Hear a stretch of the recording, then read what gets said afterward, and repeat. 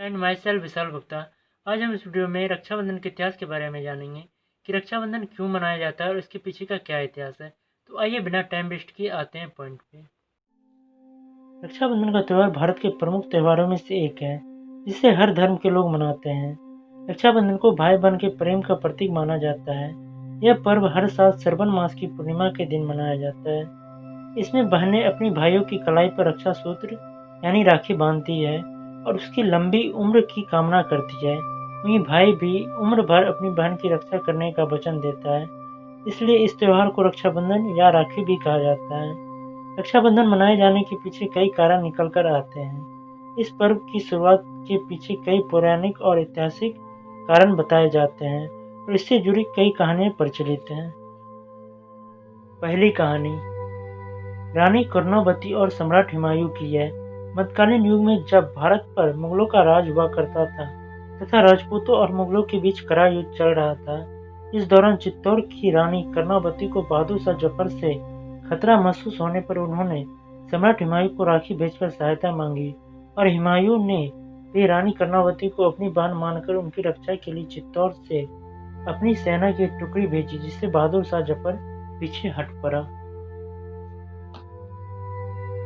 दूसरी कहानी सिकंदर और पौरू की कहानी है। जब सिकंदर की लड़ाई भारत के शासक पौरू से हो रही थी, तब सिकंदर की पत्नी ने अपने पति की रक्षा के लिए उनके शत्रु पौरू को राखी बांधी थी और उसे अपना भाई बना लिया था। और उपहार के रूप में सिकंदर की पत्नी ने पौरू से सिकंदर की जान बख्श देने का वचन मांगा था और पौरू ने भी भाई का कर्तव्य का निर्वहन करते हुए अपनी बहन को यह वचन दिया था कि वो सिकंदर के प्राण नहीं लेगा और उसने अपनी बहन के वचन का मान रखते हुए सिकंदर को जीवन दान दे दिया था। तीसरी कहानी माता लक्ष्मी और राजा बलि की कहानी है। पौराणिक युग में असुर राजा बलि के दान धर्म से प्रसन्न होकर भगवान विष्णु ने उनसे वर मांगने को कहा। इस पर राजा बलि ने भगवान विष्णु को अपने साथ पाताल लोक में बसने को कहा और उनके साथ रहने का वर मांगा और भगवान विष्णु उनके साथ पाताल लोक चले गए। ऐसे में बैकुंठ में माता लक्ष्मी अकेली पड़ गई और भगवान विष्णु को दोबारा बैकुंठ लाने के लिए वो राजा बलि के यहाँ एक गरीब महिला का रूप धारण कर रहने लगी। जब वो एक दिन फूट फूट कर रोने लगी तो राजा बलि ने उनसे उनके रोने का कारण पूछा, तो उन्होंने बताया कि उनका कोई भाई नहीं है।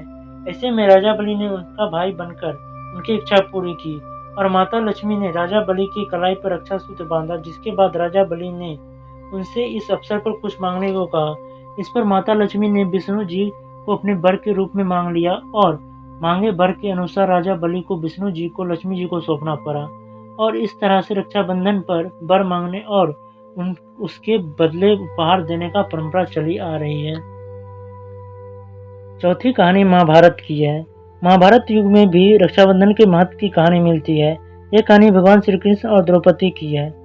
महाभारत युग में जब लोगों की रक्षा करते हुए भगवान श्री कृष्ण ने शिशुपाल का अंत किया, तब युद्ध के दौरान भगवान श्री कृष्ण की तर्जनी उंगली में गहरी चोट लग गई और रक्त स्राव होने लगा, जिसे देखकर द्रौपदी ने तुरंत अपनी साड़ी से एक टुकड़ा फाड़कर श्री कृष्ण के घाव पर बांध दिया और रक्त स्राव रुक गया।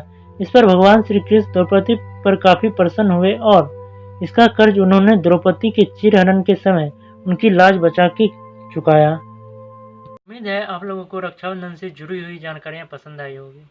जल्दी मिलते हैं नए वीडियो में और भी नई जानकारियों के साथ। Thanks for watching my video अच्छा लगे तो लाइक और शेयर जरूर करें।